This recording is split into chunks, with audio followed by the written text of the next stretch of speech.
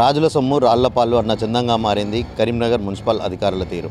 లక్షలు వెచ్చించి ఫుట్పాత్ నిర్మాణాలు చేపట్టినప్పటికీ వాటి నిర్వహణ మాత్రం గాలికి వదిలేశారు.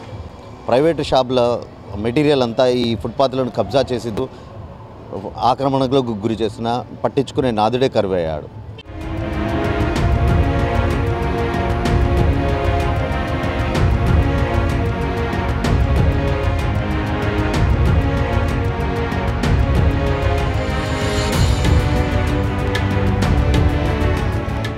కరీంనగర్ స్మార్ట్ సిటీ జాబితాలో ఎంపికై ఏళ్లు గడుస్తున్నాయి. అభివృద్ధి పనులు కొనసాగుతూనే ఉన్నాయి. కరీంనగర్లో పాదచారుల సౌకర్యార్థం రహదారుల వెంట అందమైన టైల్స్, స్టీల్ రైలింగ్తో 14.5 కిలోమీటర్ల ఫుట్పాత్లు నిర్మించారు. అయితే ప్రధాన వీధులలో ఈ ఫుట్పాత్లు ఆక్రమణలకు గురవుతున్నాయి. కొందరు వ్యాపారస్తులు యథేచ్ఛగా ఫుట్పాత్లను ఆక్రమించి వ్యాపారం చేస్తున్నారు. దీంతో చిరు వ్యాపారులు సైతం పట్టణంలో పలుచోట్ల యథేచ్ఛగా ఫుట్పాత్లు ఆక్రమించేశారు. పాదచారులు ఈ ఫుట్పాత్లు వదిలి రోడ్డుపై ప్రయాణించాల్సి వస్తుంది.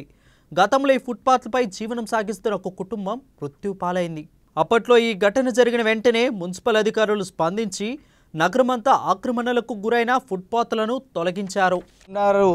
స్మార్ట్ సిటీలో ఉన్నటువంటి ఏదైతే ఫుట్పాత్లు నిర్మించారో వాటికి ప్రజలకు సౌకర్యంగా ఉంటుందని చెప్పి ఇచ్చినటువంటి ఫుట్పాత్లను వాళ్ళు షాపు యజమాన్యాలు వాటిని దర్జాగా వాటి మీద షాపులు కానీ ముంగట ఉన్నటువంటి సామాన్ కానీ పెట్టుకొని ప్రజలు నడవకుండా అది వ్యవస్థ నడుస్తూ ఉన్నది. కరీంనగర్ జిల్లాలో మున్సిపల్ అధికారులు కనీసం ఈ ఫుట్పాత్లు నిర్మించింది ప్రజలు నడవడానికి, కానీ ఒక్కొక్కరు ఏం చేస్తూ ఉన్నారు, వాళ్ళ షాపు యజమాన్యాలు వాటిని పార్కింగ్ కోసం లేకపోతే ఉన్నటువంటి షాప్లో ఉన్నటువంటి సామాను ఆ ఫుట్పాత్ మీద పెట్టి ప్రజలు నడవకుండా చేస్తూ ఉన్నారు. కొన్ని కోట్లు లక్షలు ఖర్చు పెట్టి స్మార్ట్ సిటీ స్మార్ట్గా ఉండాలని చెప్పి వ్యవస్థ తీసుకొస్తూ ఉంటే ఇక్కడ ఉన్నటువంటి ఈ షాపు యజమాన్యాలు ఇక్కడ ఉన్నటువంటి ప్రజలకు ఇబ్బంది కలుగుతూ ఉన్నది.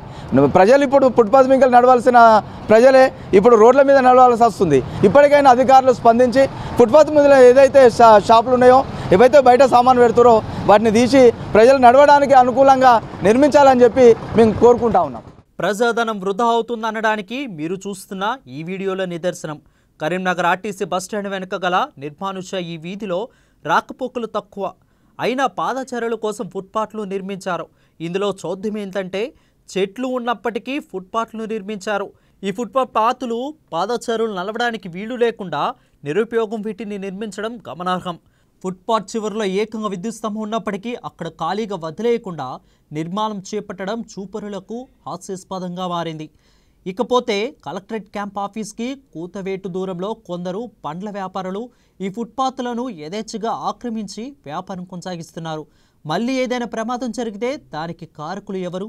పొట్టకుటి కోసం చిరు వ్యాపారం సాగించే వారిదా, వారికి కనీస అవగాహన కల్పించకుండా చోద్యం చూస్తున్న అధికారులదా?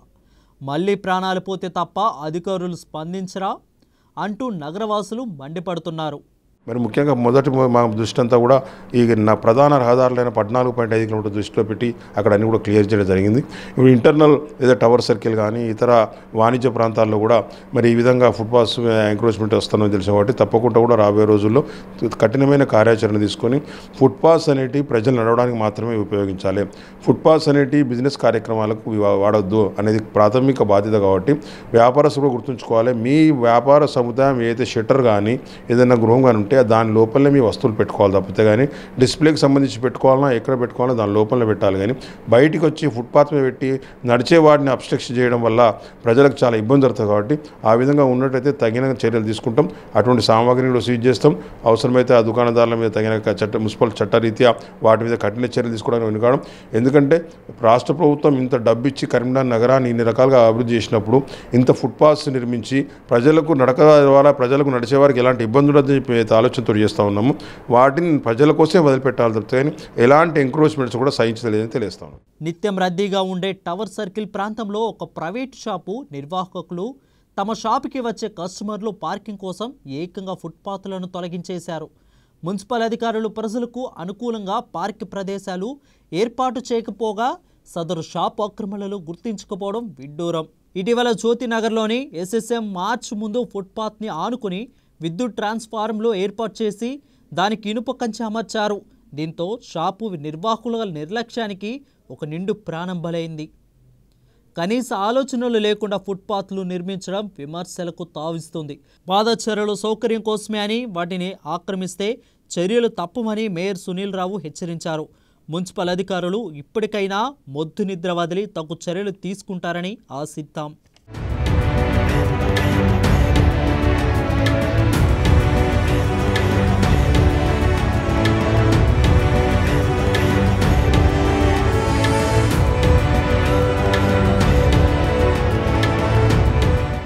చూశారు కదా, మున్సిపల్ అధికారుల నిర్లక్ష్యం కళ్ళకు కొట్టొచ్చినట్టుగా కనబడుతుంది.